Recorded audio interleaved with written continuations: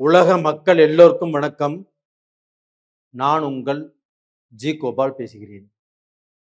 இன்னைக்கு பேசக்கூடிய தலைப்பாகப்பட்டது ஏப்ரல் மாத பலன்கள்.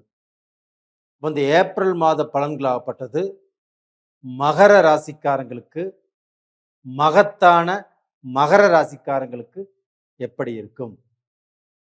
அப்போ இந்த மாதத்தின் கிரக அடைவில் எப்படின்னா, மகர ராசிக்கு 2ஆம் இடத்தில் ராகு பகவான், 3ஆம் இடத்தில் சனி பகவான், செவ்வாய் பகவான், சூரிய பகவான், புதன் பகவான். இந்த சூரிய பகவான் ஆப்பட்டது 14ஆம் தேதி, அதாவது ஏப்ரல் 14ஆம் தேதி பெயர்ச்சியாகி மேசத்துக்கு வந்துடுவாங்க. சுக்கிர பகவானும் மேசத்திலே இருக்கிறாங்க. அதே சமயத்துல குரு பகவான் ஆகப்பட்டது மிதுனத்துல, கேது பகவான் ஆகப்பட்டது சிம்மத்துல. இது பார்த்தீங்கன்னா ஏப்ரல் மாத கிரக அடைவுகள். அப்போ மகர ராசிக்காரங்களுக்கு பலன் எப்படி இருக்கும் அப்படின்னா, மகர ராசியின் அதிபதியாகிய சனி பகவான் மீனத்துல 3ஆம் இடத்துல குருவுடைய வீட்டில் இருக்கிறாங்க. இது ஒரு நல்ல பலன். அப்ப இந்த 3ஆம் இடத்துல இருந்து 10ஆம் பார்வையாக தனுசு ராசியை பார்க்குறாங்க.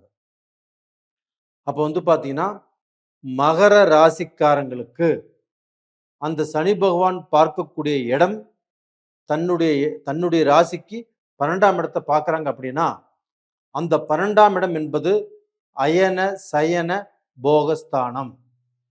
அப்போ பார்த்தீங்கன்னா குடும்ப வாழ்க்கை, இல்லற வாழ்க்கை, அதுல தாம்பத்திய சுகம், இது எல்லாமே நல்லா இருக்கும்.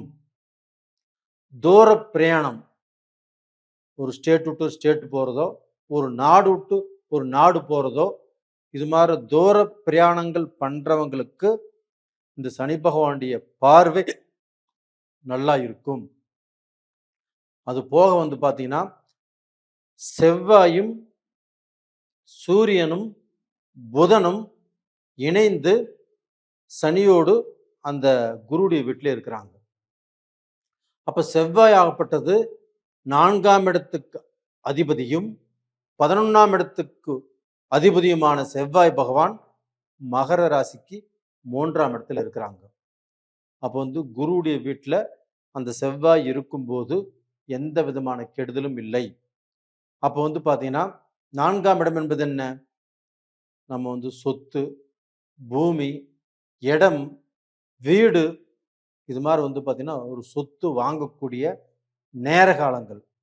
அப்போ இந்த மாதிரி டயத்தில் ஒரு அட்வான்ஸ் பண்ணலாம், இல்லைன்னா பார்த்தீங்கன்னா ஒரு ரெஜிஸ்டர் பண்ணலாம், இல்லைன்னா நம்மளுடைய பூர்வீக சொத்து, நம்ம தாய் வழி சொத்து நம்மளுக்கு வர வேண்டியது இருந்தாலும் இந்த சமயத்தில் ஒரு பைசல் பண்ணலாம், இல்லைன்னா பிரித்து நம்ம வாங்கிக்கலாம்.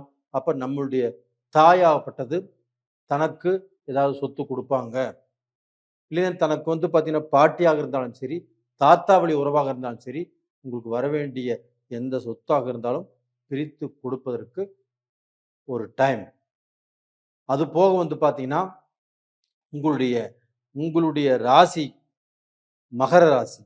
அப்ப இந்த மகர ராசிக்கு 2ஆம் இடத்தை, மகர ராசிக்கு 2ஆம் இடத்தை கும்பத்தை குரு பகவான் பார்க்கிறார். அப்ப அந்த குரு பகவான் அந்த 2ஆம் இடத்தை பார்க்கறாங்க. அப்படின்னா தனஸ்தானம் உங்களுக்கு குடும்பஸ்தானம்.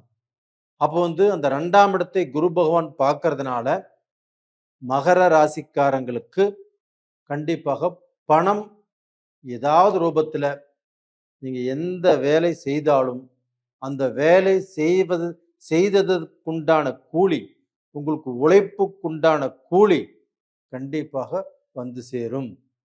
அது போக உங்களுக்கு வேலையில டென்ஷனோ, இல்லை வேலையில பார்த்தீங்கன்னா கூட வேலை செய்யறவங்கனால சில பிரச்சனைகளோ சில குழப்பங்களோ இது மாதிரி இருந்தாலும் அது எல்லாமே இந்த பீரியட்ல உங்களுக்கு குறையும். அப்போ பார்த்தீங்கன்னா உங்களோட டென்ஷன் பண்ணவங்க, உங்களோட சண்டை சச்சரவுக்கு வந்தவங்க, அவங்க ஒரு சமாதானமாக போவதற்குண்டான வாய்ப்புகளை உருவாக்கும். அப்போ பார்த்தீங்கன்னா உங்களுக்கு பார்த்தீங்கன்னா அந்த வேலையில ஒரு ப்ரமோஷன் கிடைக்கும், வேலையில சம்பள உயர்வு கிடைக்கும். அப்போ உங்களுடைய திறமை, உங்களுடைய முயற்சிகளை பற்றி உங்க ஓனருக்கு தெரியாமல் இருந்திருக்கலாம். ஆனா இந்த பீரியட்ல உங்கள பத்தி அவர் தெரிந்து கொள்ளக்கூடிய சூழ்நிலை, ஓனரோ, சூப்பர்வைசரோ, இது மாரி மேனேஜரோ உங்கள பத்தி புரிந்து கொள்ளக்கூடிய காலகட்டம் இந்த பீரியட்ல வரும். அப்ப டோட்டலா வந்து பார்த்தீங்கன்னா, உங்களுக்கு வந்து சுக்கிர பகவான் ஆகப்பட்டது அ 20ஆம் தேதி, ஏப்ரல் 20ஆம் தேதி மேஷத்திலிருந்து பயிற்சியாகி ரிஷபத்துக்கு போறாங்க. அப்ப அந்த சுக்கிர பகவான் ஆகப்பட்டது மகர ராசிக்காரங்களுக்கு 5 கூடிய கிரகம். அப்ப அந்த 5ஆம் இடத்துக்குரிய கிரகம் 5ஆம் இடத்தில் ஆட்சி பண்ணும்போது, அந்த 20ஆம் தேதியிலிருந்து 30ஆம் தேதி வரைக்கும் உங்களுக்கு ஒரு ராஜயோகமான டைம். அப்ப இந்த பீரியட்ல நீங்க வந்து ஒரு பிசினஸ் பண்ணலாம். ஒரு பிசினஸ வந்து பார்த்தீங்கன்னா, நீங்க பண்ணலாம்னு நெனச்சுட்டு இருந்த பிசினஸ இந்த பீரியட்ல நீங்க பண்ணி, அதுல வந்து பார்த்தீங்கன்னா, ஒரு நல்ல பொசிஷனுக்கு வரக்கூடிய வாய்ப்புகள் நல்லா இருக்கும். எந்த நேரத்துல நம்ம ஆரம்பிக்கிறோம் அப்படின்னு தான் கணக்கு. அப்ப நம்ம நல்ல நேரத்துல தான் நீங்க ஒரு பிசினஸ் ஆசைப்பட்டாலும் செய்யலாம். அதே சமயத்துல ஒரு பிசினஸ் வந்து நம்ம எவ்வளவோ கஷ்டப்பட்டுமே முடங்கி கிடக்குது.